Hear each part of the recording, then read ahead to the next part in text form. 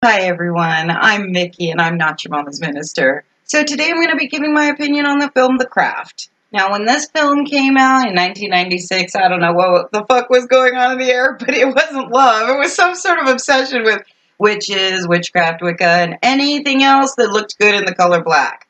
I was so excited to see the film and I really enjoyed it. I genuinely did, and I still like to watch it now. But it did lead to a number of my clients telling me that their teenage daughters, they wanted me to teach them how to be witches. I don't know how I was supposed to do that, but that's okay. Anyway, the film is exciting. It's a lot of action, a lot of magic. For any teenage girl, and I do mean any teenage girl, those years are fucked. And this holds water with teenage boys as well. It doesn't matter how pretty you are, how talented you are, how smart you are, how wealthy you are. There is something that in your life that you feel is insurmountable, that you feel powerless against. And so the craft kind of gave you a glimpse, or gave people a glimpse into the world of handling your problems with a little bit of magic, or a lot of magic in some of the cases. And so with some mystical energy and some ritual and so forth. But getting into the nitty gritty of the movie, which begins with a mopey, grumpy girl who's pissed off that she had to move in the middle of her school years. Totally understandable. Not everybody likes moving as much as I do. But she should probably talk to a military child, military brat. They're going to tell you, yeah, that shit happens all the time. And so you find out quickly that her mother had passed away. She lives with her father and her stepmother. And then, on the other hand, we end up seeing the other three stars, the other girls, and they're talking about having a fourth, because if they have a fourth in their group, then Manon, who is the deity that they're worshiping, is going to respond to their petitions and their requests. And so they're making jokes about that. And then later on in class, and they did have an advisor on set who did say, make sure that you use a fake deity name. You don't want to be summoning anything. And so, this group of girls is a clique and kind of a group of misfits and outcasts. And so it's perfect for Sarah when, when she comes into the new school, they kind of embrace her after they see her spinning a pencil without using her hands. So they realize, oh, wow, yeah, she's powerful. Let's go ahead and get her to join with us. Maybe Manon will listen to us now. So they go out, they do their ritual, and immediately, like almost immediately, Nancy loses her status as top dog in the group, because they noticed Sarah has a lot of abilities that seem to come natural to her. And so they completely disregard and forget that Nancy has put in a lot of years and a lot of practice, a lot of ritual, a lot of prayer into her knowledge. And Sarah just comes in and she just happens to be talented. And so it's a difficult thing to watch. And they're impressed by the fact that Sarah can change the color of her eyes. That's what Sarah does. So they perform a ritual together. They ask for things that are very typical for teenagers. They ask for beauty, love, and acceptance. And then Nancy asks for power. She doesn't know what she's asking for, but she's asking for that because she feels powerless. And so, that's exactly what, and you can kind of see why she feels powerless when you see her family life, and know that that's how she was raised. So, let's see, what else? Oh, so then later on, we even see that there's these friends that, there's her friends are talking shit about her, saying, oh, well, she's just pissed because her spell isn't working, because which I'll get to next, there's R, and then what's her spell? Oh, she just didn't want to be poor white trash. And it's funny because they didn't get that wasn't it at all. She just felt powerless. So we step over to Sarah, my least favorite character in the movie, and Sarah casts the love spell. She casts a love spell on a boy who has already shown to be somebody that is not a good person. He's been spreading rumors saying that she sucked in bed or something like that. And so he's already a douchebag, and we recognize that, and yet she still wants him. And so she ends up doing that, and of course, what happens sometimes with love spells, he became obsessed, he attempted a sexual assault, And instead of Sarah taking responsibility and recognizing that she had done something wrong, instead what we see is a vendetta then by the girls against this boy who does end up being killed. The bully that deals with Rochelle. Rochelle is either mixed or she's black, and there, of course, are some racist bullies there. They're harassing her and stuff like that. And so the girls end up making this girl's hair fall out. And, you know, then we have,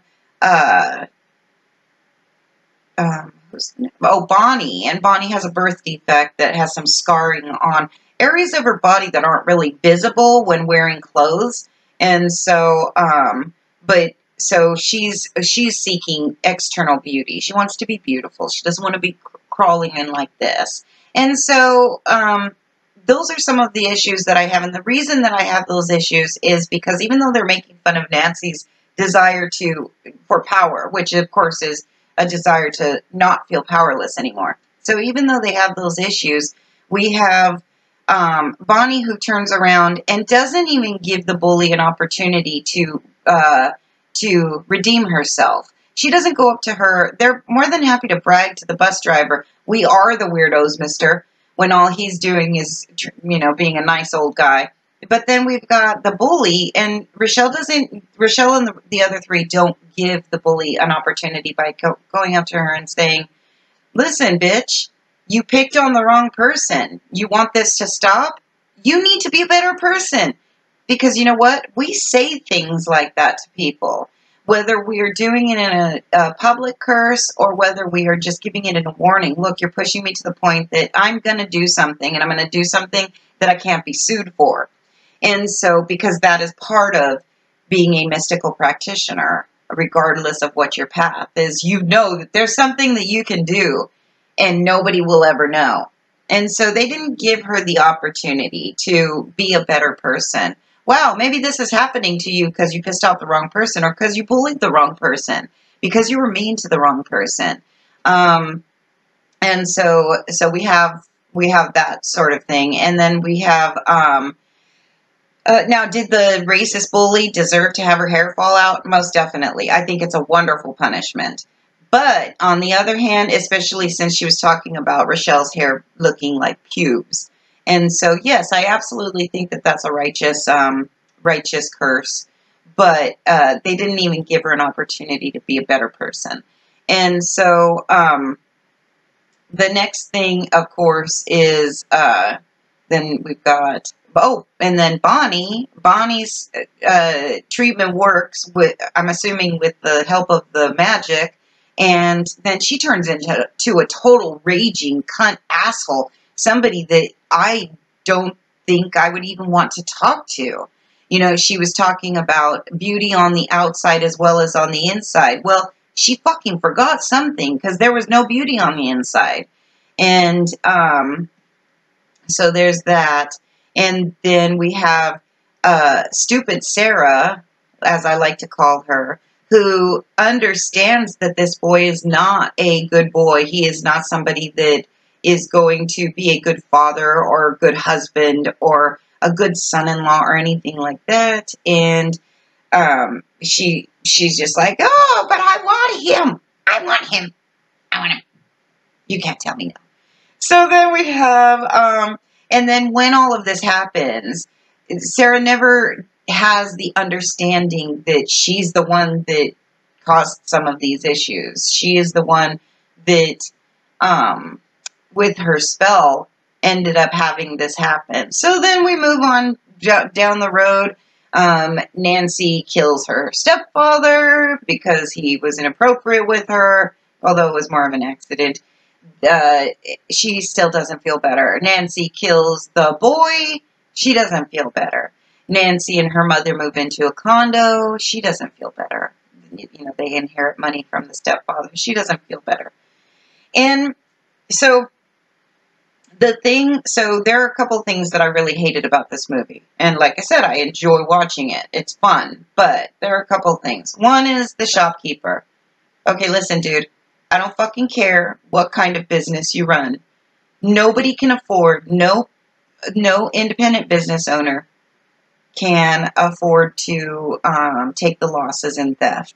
And there's not a business owner out there who would just brush it off and say, oh, I see that you're not like your friends and you're actually going to pay for the items. Bitch, what the fuck are you doing about the fact that they're stealing from you? Not just making snide fucking remarks. When I had my shop open, a couple of girls stole some jewelry from me. I told them that I put a curse on them. I absolutely did. And so when their dog ran away, they came to me and said, oh, we miss our dog. I miss my jewelry. Bring my fucking jewelry back. Don't take shit that's not yours. Guess you should have thought of that. You go into a fucking witchy store and you steal? Are you stupid? Fuck you. Go find your dog on your own. Bring me my jewelry back. They did bring me my jewelry back. But the thing about it is that I had a really hard time believing that this shopkeeper, an experienced practitioner of mystical work, was sitting there giving lessons on morality having to do with magic, and yet not doing something about the fact that these girls were regularly stealing from her. Bullshit. I don't buy it for 1 minute. The next thing is Sarah. I fucking hate Sarah. Sarah doesn't take responsibility for any of her actions. She is stupid when it comes to that boy, even though Nancy warned her and said he spreads disease, he's a jerk. I know from personal experience. So we know that this boy gave Nancy something, some sort of, crabs or something. And so even though she doesn't say it, we know this. And so even though her new friend tells her this, gives her this warning, she immediately jumps into, oh, yeah, I'll go hang out with you and your friends. Definitely. Really? Don't get me wrong. I know that there are some of you out there that would do that. I'm just saying, it's stupid. It is absolutely stupid. Then we have the fact that she is so apathetic about the magic. So when they're standing on the beach and they're casting the ritual or doing the ritual, her apathy is so visible. And so at first I thought, okay, well, she's just a bad actress. Well, I've seen Robin Tunney in other things. She's a great actress. And so it was just that Sarah, or that's how she acted it, Sarah was so fucking apathetic. And it's like, that's not going to summon fuck all. That's not going to do anything. If your will isn't there, you can fuck off. Go to church. And so, but, there's that, her apathy about it. And then she gains all of this understanding of her magical abilities. And what does she do with it? Instead of sitting down with her newfound friends and saying, look, we're being cunt douchebags. And she doesn't do that. She does a binding. She just takes it on herself to go ahead and put a binding on somebody who is already a caged animal. And then she wonders why Nancy snaps. Nancy snapped because her friends betrayed her, because her friends were not there. And so Nancy turns into, and I'm not giving her an excuse. What I'm saying is that watching from the outside, you can see her, what happened with her. And so you can see that she felt that she had put all this work into it, and then her friends were not being supportive of what she wanted out of life. And yes, did she take it overboard with the boy? Absolutely. But the stepfather, definitely an accident. That would be one of those oops moments. And then, but yeah, there were just so many things that I was sitting there going, Sarah is not a good person. She's not a nice person. She's not a good person. She's kind of a douchebag, and she's a selfish douchebag. And you really see that at the end, because after the girls have lost their mojo, and after Nancy gets put in the mental hospital, Sarah threatens the girls.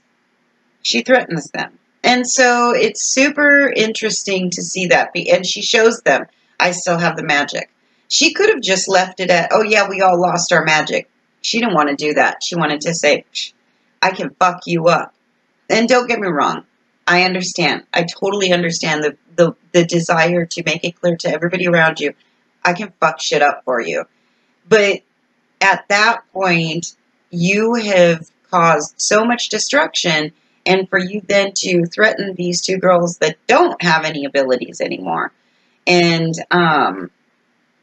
so yeah, think yeah, and so my whole issue with the film itself was really that, you know, they're not one of them sat down and said, you know what? Maybe we should be trying to make ourselves better. Maybe we should try take this power and make ourselves better. I should be able to take some racist bullying from somebody without needing to go in the bathroom and cry. Or I should be able to respond to that person and not make their hair fall out. And like I said earlier, I would totally do the same thing. What I'm saying though is that nobody sits down and says, I don't want to be dependent on outside influences. I don't want to be so insecure and so weak on the inside that I'm like a big fluffy marshmallow that that it's easy for anybody to squeeze. And so none of them do this. None of them point out that, Nancy, you've been through so much shit in your lifetime. What is it that you want out of life? I know you would love to get away from your mom and get away from this town. So where would you like to go? Why don't we focus our energy on getting her the fuck out of her life, out of the life that she's living? Or, Bonnie, why don't you feel better about yourself? Your birth defects are nothing compared to everything else that you are. There's going to be somebody that's not going to care about the birth defects and is going to be like, dude, you're hot. Because let's face it, Bonnie was played by Neve Campbell. She's fucking hot. So, these are things. And then as for Sarah, why didn't somebody say, all they did was laugh and say, yeah, it is ridiculous that you still want him. And she was like, I know, but nobody says to her, maybe since you just moved here, maybe you should get to know some of the other guys here and see if one of them is like awesome to you. Why would you want to go with a guy who thinks it's okay to spread rumors? And, that's the thing, is that the young women that I know aren't like that. The young women practitioners that I know are not like that. They're more focused on supporting each other and supporting themselves and making themselves and their world around them better people. They use their abilities, they use their knowledge, they use their spiritual energy and their mystical energy in order to increase the bounty of life, so to speak. So it isn't as much of, oh, well, I want to be beautiful. It's, I want to see myself as beautiful. Other people say that I'm beautiful, but I look in the mirror and I don't see it. So I want to see myself as beautiful. Or I want to be loved. I don't give a fuck who fucking loves me, but I want him to be the right guy. Or I want her to be the right girl. And it's things like that. It's those things that say, I want to be a better person for me, and I want to be a better person for the people that I love, and I want them to have better lives. That's what I want to use my power for. So I want to feel empowered, and I want to empower others. And there really wasn't that. And this was 1996, and so there was already that girl power movement going on. There was already the understanding that we needed to kind of bind together as sisters rather than being so catty and bitchy and jealous and so forth. And so The Craft was kind of counter to what I knew as young women. And I was not a young woman when that came out. And yet I knew a lot of young women, and they were not like that. Every once in a while, every once in a blue moon, I would run into somebody that was like that. But for the most part, the young women that I knew gave me a lot of hope, because I saw that they really wanted to make the world a better place and make themselves better people. And The Craft just didn't have that. The end just bothered me because none of the four of them made their worlds better with this gift that they had been given, with the opportunity to make things better because they realized the kind of power that they had. And so it really drove home that understanding that as human beings, practitioner or non, well, we have a tendency to not look at the big picture and say, this is what we should be aiming for, because this is going to have the most benefit for the biggest circle, and that really bothered me. So even though it's still a fun movie, I still enjoy it. It's still something that I watch, maybe every other year or something like that. I really feel like there could have been more of that, because I think that because they leaned more towards Wicca, um, that's really pushed in Wicca, and so it really in the Wiccan religions, and so and the Wiccan paths, and so it really bothered me that that wasn't in there. That nobody ended up being any better. They just ended up being uh, worse off than they started. And so was the movie a lesson in the sins and the bad shit that's going to come if you use magic? Was it a lesson in, witches are bitches, and so be careful of them? What was it a lesson in? Or was it a lesson in, if you have power, then you'll be a cunt? Because that's not true. We know people who have lots of power and aren't cunts. They're still looking out for each other, and they're still looking out for themselves, doing both of those, making their world a better place. So, yeah, I think that's it. So next time we're going to be talking about The Skeleton Key, which is one of my favorites. It's on my top 10 list of movies. And I think that might be it. So until next time, much love, many blessings, and please don't forget to like, share, subscribe, and comment. And